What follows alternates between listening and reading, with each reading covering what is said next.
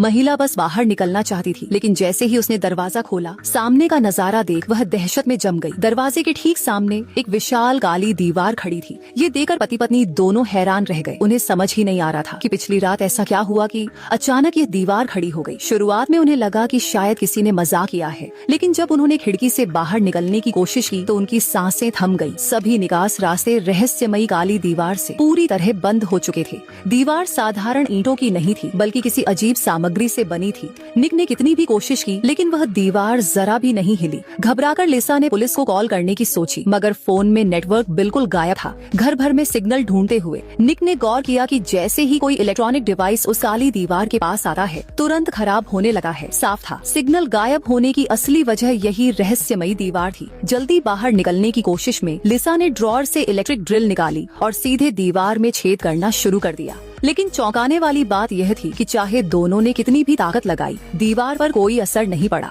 Drill से चिंगारियां तक उड़ने लगीं, फिर भी दीवार बिल्कुल सलामत रही। मजबूरन उन्होंने पास की दूसरी दीवार पर ड्रिल चलाई, लेकिन वहां भी वही परिणाम मिला। पूरा घर इस रहस्यमयी काली दीवार से घिर चुका था। दोनों ये सोचकर और भी हैरान रह गए कि इतनी बड़ी दीवारें रातों रात कैसे बनाई जा सकती हैं। तभी पड़ोस से किसी की आवाज सुनाई दी। ये उम्मीद की किरण थी। इसका मतलब था कि शायद हर तरफ दीवार नहीं बनी। दोनों ने तेजी से ड्रिल चलाकर पड़ोसी के घर तक रास्ता बनाया और वहाँ फंसे दंपति से मिले। बातचीत में पता चला कि वे भी उसी काली दीवार में कैद थे और किसी को नहीं समझ आ रहा था कि यह सब क्यों और कैसे हुआ। समय बीतने के साथ हालात और बिगड़ गए। पानी की सप्लाई बंद हो चुकी थी और प्यास से मरने का खतरा सामने था। गुस्से में निक ने अपना फोन उठाकर दीवार पर दे मारा। तभी उसने चौंकाने वाली बात देखी। फोन के टूटे हुए पुर्जे दीवार से चिपक गए थे। निक को शक हुआ कि यह दीवार चुंबकीय हो सकती है। उसने लोहे की कई चीजें निकालकर दीवार पर फेंकी। कुछ देर की कोशिश के बाद उसने देखा कि दीवार की चुंबकीय शक्ति हर जगह समान नहीं थी, बल्कि 4 खास बिंदुओं पर सबसे ज्यादा थी। शायद रहस्य इन्हीं जगहों पर छिपा था। लेकिन जैसे ही वे आगे सोच ही रहे थे,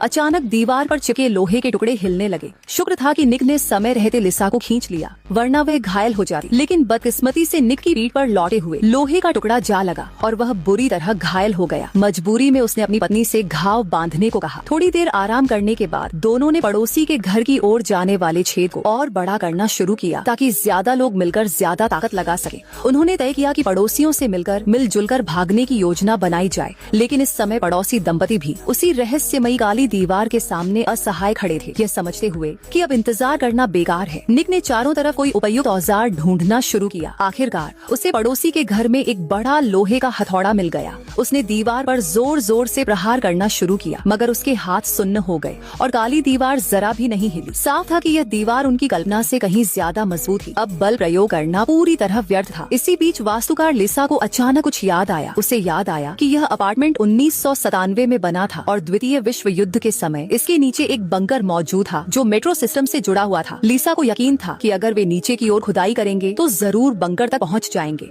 और वहां से बाहर निकल पाएंगे। इस उपाय को कारगर मानकर उन्होंने तुरंत काम शुरू किया। अब उनके पास पानी और भोजन भी खत्म हो चुका था और देर करने पर सबकी मौत तय थी। जल्द ही फर्श में एक बड़ा छेद बन गया। आधा दिन यह सुनिश्चित करने में बिताने के बाद कि नीचे कोई मौजूद नहीं है, निक चादर के सहारे नीचे उतरा। लेकिन जैसे ही वह आसपास का जायजा लेने लगा, अचानक एक बीमार सा बुजुर्ग बंदूक ताने बाहर आ गया। उसने समझा कि निक उसकी सामग्री लूटने आया है, इसलिए उसने तुरंत निक को धमकाया और कहा कि वापस चला जाए, क्योंकि अब जबकि दुनिया का हाल मानो अंत जैसा हो गया है, सिर्फ सामग्री ही सबसे कीमती चीज है। निक लगातार उसे शांत करने और स्थिति समझाने की कोशिश करता रहा, लेकिन बुजुर्ग कुछ भी सुनने को तैयार नहीं था। सौभाग्य से ठीक उसी समय उसकी पोती बाहर आ गई और बुजुर्ग को मनाकर बंदूक नीचे रखवा दिया। थोड़ी बातचीत के बाद बुजुर्ग ने भी बाकी लोगों के भागने की योजना में शामिल होने की सहमति दे दी। अनुमति मिलते ही लोग फर्श तोड़ने लगे। तभी निक की नजर टूटी हुई जगह पर लगे धुआं सेंसर पर गई। उसे कुछ अजीब लगा। जब उसने उसे खोला तो भीतर से एक कैमरा निकला। उसने बुजुर्ग से पूछा कि क्या यह उसी ने लगाया था, लेकिन बुजुर्ग ने साफ इनकार कर दिया। उसने बताया कि यह सब मकान मालिक का काम है। शक पक्का करने के लिए निक ने रसोई का धुआं सेंसर भी निकाला और वहाँ भी कैमरा मिला। ये देखकर सबको एहसास हुआ कि यह पूरी स्थिति एक सोची समझी चाल है। मकान मालिक